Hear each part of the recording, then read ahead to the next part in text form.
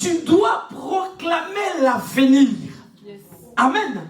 Pourquoi? Parce que la vie et la mort sont au pouvoir de la langue. Vous ne pouvez pas vivre ce que vous ne confessez pas. Amen.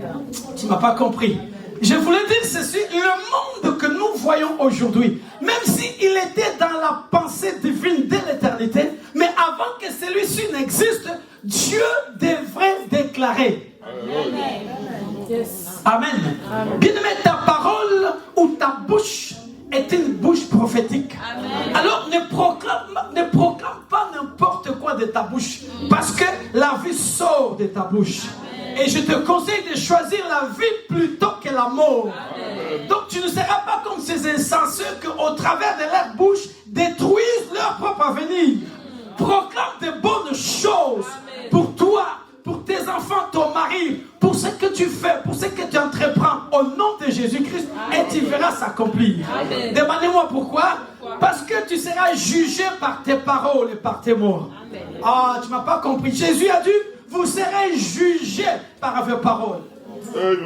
Amen. Et aujourd'hui, mercredi, j'avais commencé sur notre sous-thème que j'avais intitulé, n'est-ce pas, que le Dieu de la Bible est un Dieu des opportunités. C'est-à-dire, pour cette année 2026, si tu veux être conquérant, Tata Olga, il faut que tu saches que le Dieu de la Bible est un Dieu des opportunités. Donc, en 2026, il faut que tu saches saisir chaque opportunité que Dieu t'accordera. J'avais dit ceci, bien mes frères et sœurs, que Dieu de la Bible, le Dieu créateur, il est le Dieu qui est le maître du temps et des circonstances. Amen. Et écoutez ceci, bien-aimé dans le Seigneur.